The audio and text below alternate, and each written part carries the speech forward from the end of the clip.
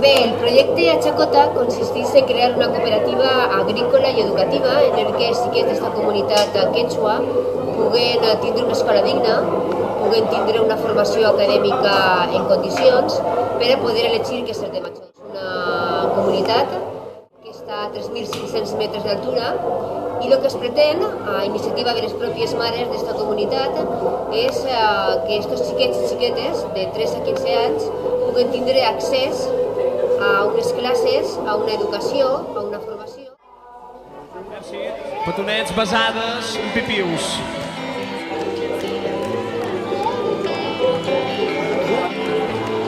Veuades de serena,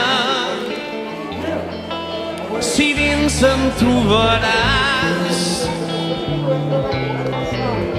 ballant de puntes damunt d'aquesta roca.